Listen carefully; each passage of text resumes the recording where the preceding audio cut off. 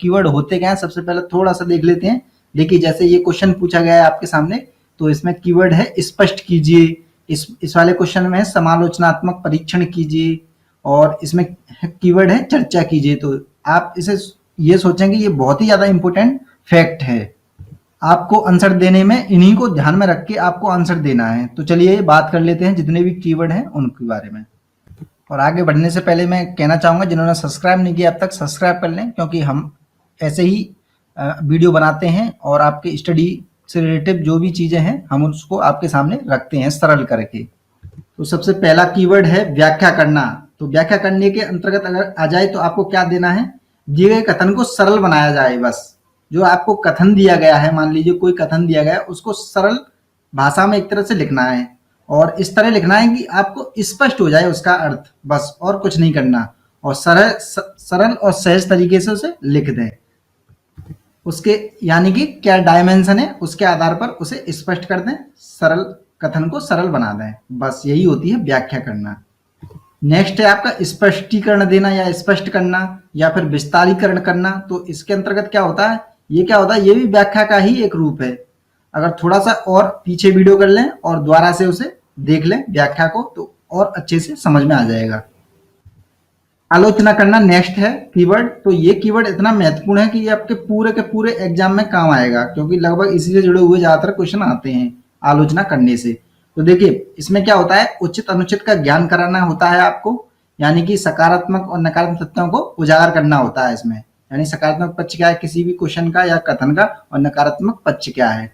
लेकिन नकारात्मक पहलुओं पर विशेष जोर दिया जाता है, आपको नकारात्मक पहलुओं पर ज्यादा एक तरह से बात करनी है, क्योंकि आलोचना जैसी बात हो रही है ना, तो नकारात्मक पहलुओं पर बात हो रही है, और अंत में एक प्रभावपूर्ण जो है निष्कर्ष दे देना है। तो ये हुआ आलोचना करना। इसे आप ढंग से देख लें, आने वाले जो कीवर्ड होंगे इसी से रिलेटिव होंगे। जैसे एक कीवर्ड है आलोचनात्मक व्याख्या करना। तो इसमें क्या होता है, व्याख्यात्मक ढंग से आलोचना करनी होती है। जो आपने पहले मैंने बताया था व्याख्या को, तो वो करना है, लेकिन आलोचना करना भी इसमें शामिल होता है। तो यानी पहले वाला जो कीवर्ड है व्याख्या करना और आलोचना करना, दोनों को मिला के ये वाला कीवर्ड बनता है आलोचनात्मक व्याख्या करना। तो इसको आप देख लें दोबारा से। एक महत्वपूर्ण टर्म है यानी कि कीवर्ड है परीक्षण करना।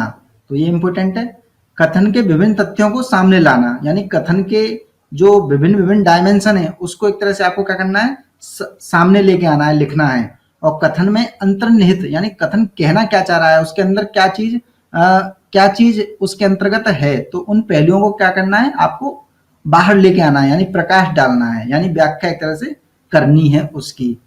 और प्रकाश डालना यानी स्पष्ट करना, स्पष्टीकरण जो बताई दिया था मैंने व्याख्या वाला सिस्टम।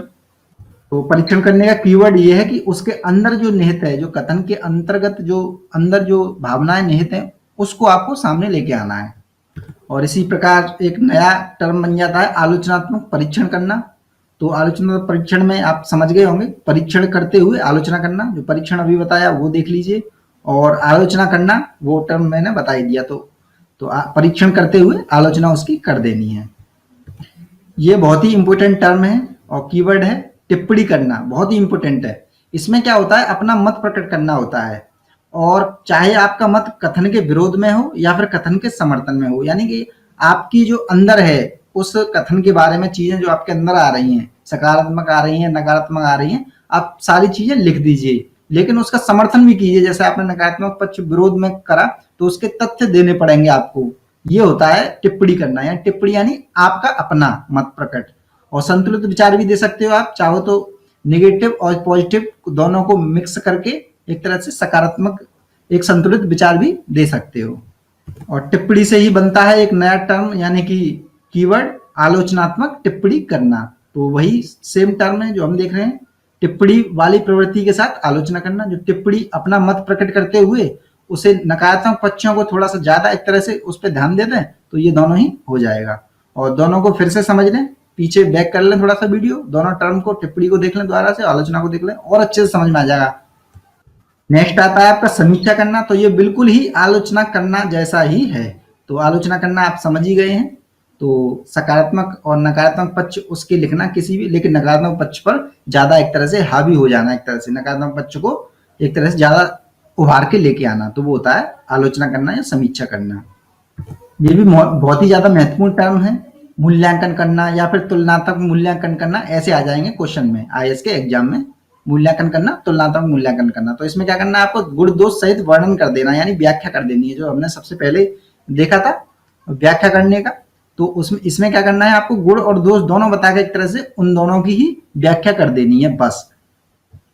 तो यही होता है मूल्यांकन करना या फिर तुलनात्मक मूल्यांकन करना। एक विश्लेषण करना भी एक आ जाता है कभी कभी एग्जाम में, यानी क्वेश्चन के अंतर्गत आ जाता है कीवर्ड विश्लेषण करना। तो ये क्या है, कथन के विभिन्न विभिन्न तथ्यों पर अलग अलग चर्चा करना। और ये चर्चा करना मैं आगे बताऊंगा आपको। चलो चलिए पहला सब चर्चा करना बता देता हूँ।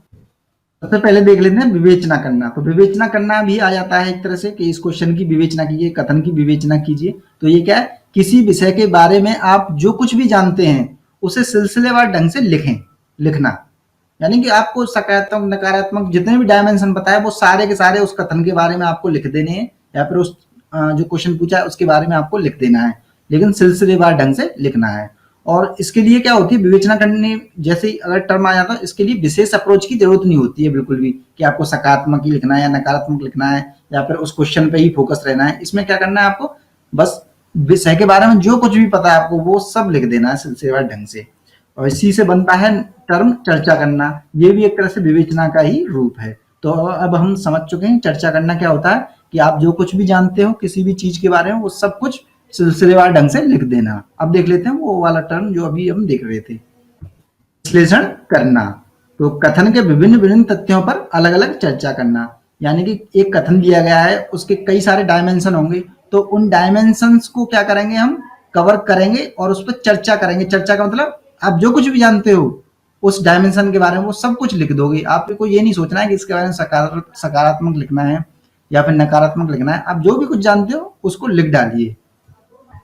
ये आ गया विशद विवेचना करना। एक शब्द ये भी आ जाता है कभी कभी, विशद विवेचना करना। तो जो विवेचना करना अभी हमने देखा था, यहाँ पर देखिए कि क्या करना है आपको, वही चर्चा करना या विवेचना करना एक ही बात है।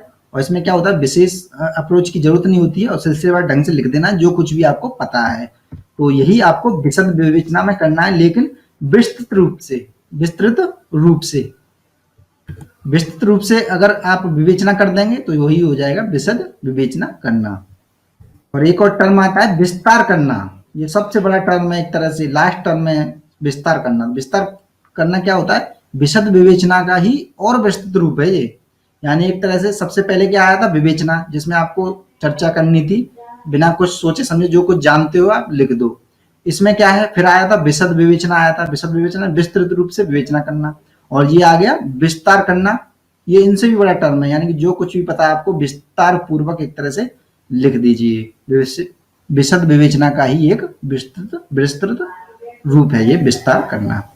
दोस्तों इस वीडियो में बस इतना ही। जिन्होंने सब्सक्राइब नहीं किया सब्सक्राइब कर लें, उस वीडियो को लाइक करें, या फिर आपको समझ में ना आया कोई चीज तो आप कमेंट बॉक्स में लिख सकते हो, क्योंकि वैसे तो मैंने सारी चीजें बता दी हैं, लेकिन फिर भी कोई चीज नहीं समझ में आती है बारीकी एक तरह से। और आप इसको बार बार देख लें इस वीडियो को, चाहे तो डाउनलोड कर लें इस वीडियो को, बार बार और अपने पास रखें, क्योंकि ये टर्म बहुत ही ज्यादा इंपॉर्टेंट है क्वेश्चन पेपर लिखने के लिए। क्योंकि आपको पता है कि आप लोगों से मिलते हैं और उनसे पूछते हैं कि आपका क्वेश्चन पेपर कैसा गया, तो सभी बोलेंगे कि अच्छा गया, लेकिन ये कीवर्ड जो है उसके अनुसार न लिखने के कारण नंबर बिल्कुल पूरे के पूरे कट जाते हैं और ऐसा लगता है कि हम तो यार अच्छा करके आए थे, लेकिन वो अच्छा नहीं